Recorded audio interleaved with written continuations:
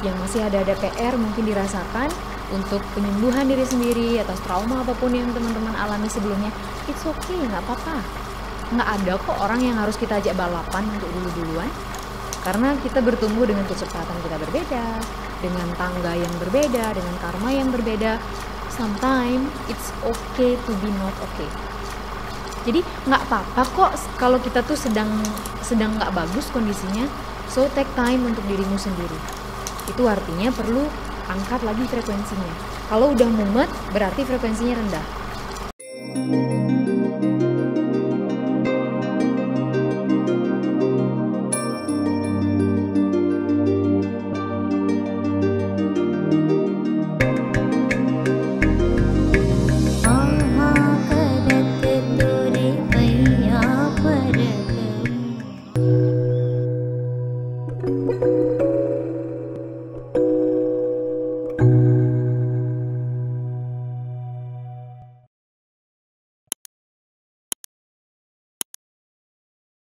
Yang pertama teman-teman harus cek sebelum teman-teman melakukan sadhana dalam yoga ataupun dalam meditasi, dalam chanting mantra, dalam sujud, dalam sholat, dalam apapun ibadah yang teman-teman lakukan.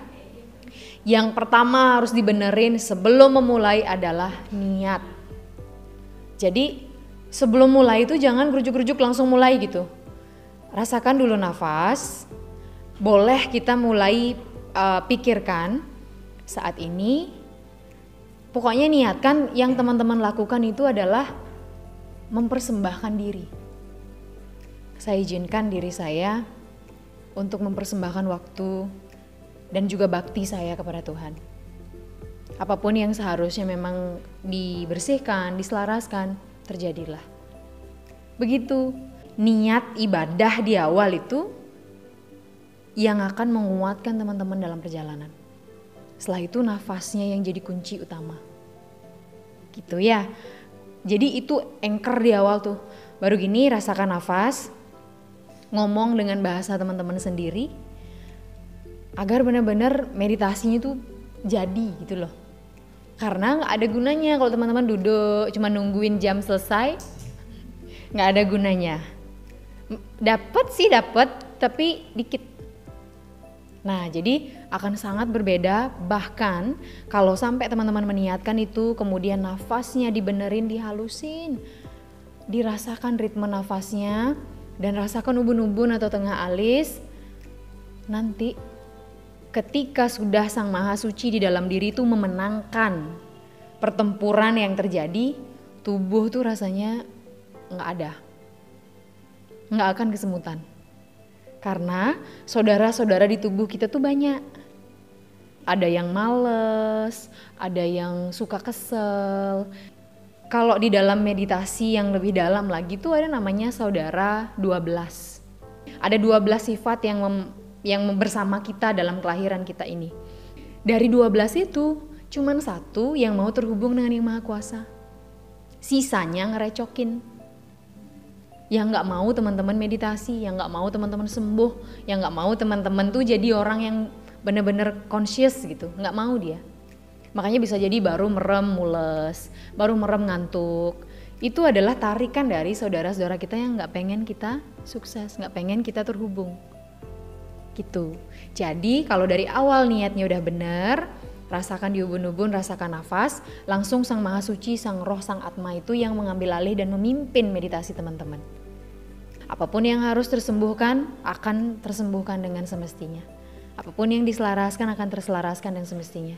Trauma-trauma yang pernah kita alami akan dapat wisdomnya melalui banyak hal. Dari dalam ataupun dari peristiwa yang akan kita lihat. Jadi semua rahasia alam. Dan kalau kita conscious, niatnya benar, nafasnya benar-benar deep, halus, alam punya banyak cara membantu keselarasan kita.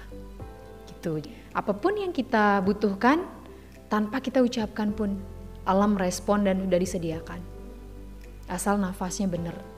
Dan respon kita terhadap kehidupan kita sehari-hari, kita upayakan berada pada state itu. Gitu ya. Niatnya didalamin lagi, nafasnya jadi poin utama. Dan yang masih ada PR mungkin dirasakan untuk penyembuhan diri sendiri atas trauma apapun yang teman-teman alami sebelumnya, it's okay, nggak apa-apa. Nggak ada kok orang yang harus kita ajak balapan untuk dulu-duluan. Karena kita bertumbuh dengan kecepatan kita berbeda, dengan tangga yang berbeda, dengan karma yang berbeda. Sometimes it's okay to be not okay. Nggak apa-apa kok kalau kita tuh sedang nggak bagus kondisinya. So take time untuk dirimu sendiri. Itu artinya perlu angkat lagi frekuensinya. Kalau udah mumet berarti frekuensinya rendah. Yang senggol bacok tadi itu. Akhirnya kalau udah begitu artinya oh ini frekuensi saya udah mulai kemana-mana nih. Mulai lagi kembali rasakan nafas, me time, baca-baca lagi jurnalnya. Nah saran saya lagi satu, sekarang mumpung energinya masih lekat-lekatnya dengan Tapa Brata, tulis apapun wisdom-wisdom yang teman-teman dapatkan dan jadikan itu sebagai pegangan. Kapanpun setelah ini akan ada masa teman-teman capek, baca lagi itu. Karena itu yang akan ngedrag teman-teman balik ke frekuensi yang ada di hari ini. Tapa Brata ini sangat mahal. Karena teman-teman meninggalkan rumah, meninggalkan pekerjaan, meninggalkan semua yang berarti di rumah, harus kesini dan gak bawa HP pula.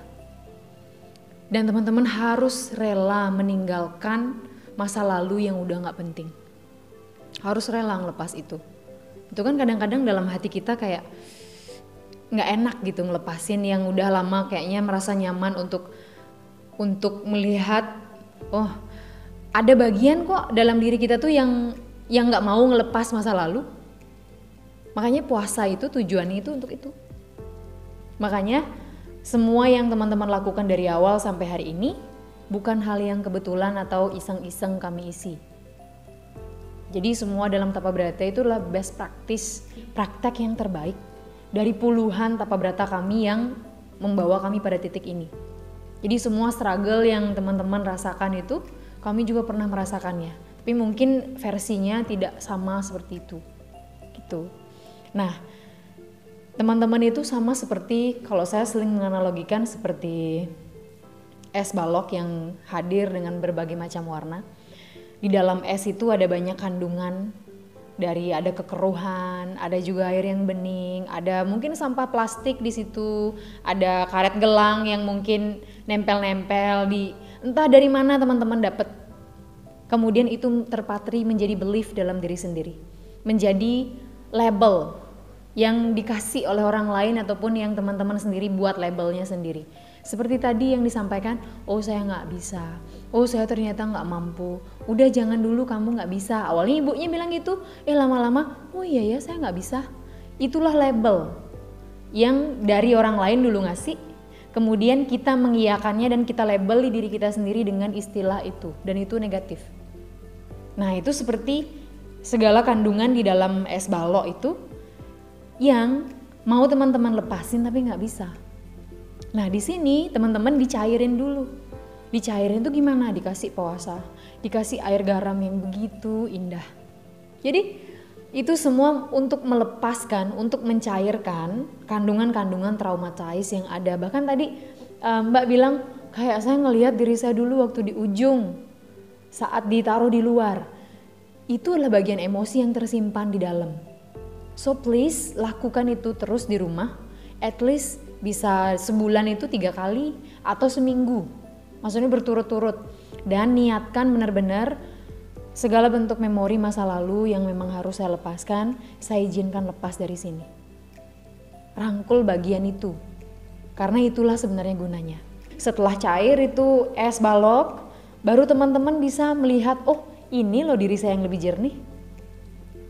Dengan semua warna-warna yang dirasakan, setelah itu baru ketemu, oh saya tuh bentukannya maunya begini. Karena setiap orang kan gak bisa dicetak dengan cetakan yang sama.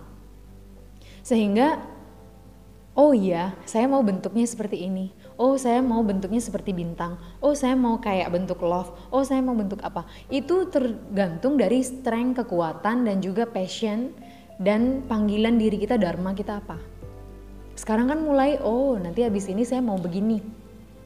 Itu bagian dari pattern teman-teman yang sudah teman-teman temukan. Kemudian 4 hari di sini mulai dibentuk di cetakan yang baru. Di cetakan yang baru inilah teman-teman mulai di freezing, dikuatkan terus agar jadi es yang lebih bagus, agar jadi bentukannya itu lebih match dengan kepribadian dan juga diri kalian sendiri. Setelah itu sampai rumah, kalau misalnya es yang sudah dicetak ini tidak dikuatkan, tidak tidak didorong terus untuk lebih kuat, kira-kira apa yang terjadi? Meleleh lagi, terus balik ke awal. Dan tapa berata ini energinya bertahan 6 bulan kalau bagus. Kalau terus teman-teman lakukan disiplinnya, bahkan sari-sarinya tuh teman-teman bisa jadikan itu habit, menjadi kekuatan baru di dalam diri. Kalau nanti menghadapi persoalan yang sama, rasanya tuh udah gak seberat yang sekarang. Kayak udah, oh begini gitu. Oh ada masalah, oh ya udah diberesin. Jadi tidak yang sedown itu gitu. Karena tangganya sudah ada di atas. Tetaplah berusaha untuk berada pada titik itu. Kapanpun lagi misal merasa down, artinya teman-teman me time-nya harus balik lagi. Seperti yang tadi saya sampaikan. Gitu ya. So, tetap kita semangat untuk me time, untuk bangun waktu untuk diri sendiri. Memang saya tahu itu gak mudah, tetapi itu akan membantu menguatkan perjalanan kita secara holistik. Itu ya. Terima kasih banyak. Rahayu. Namaste.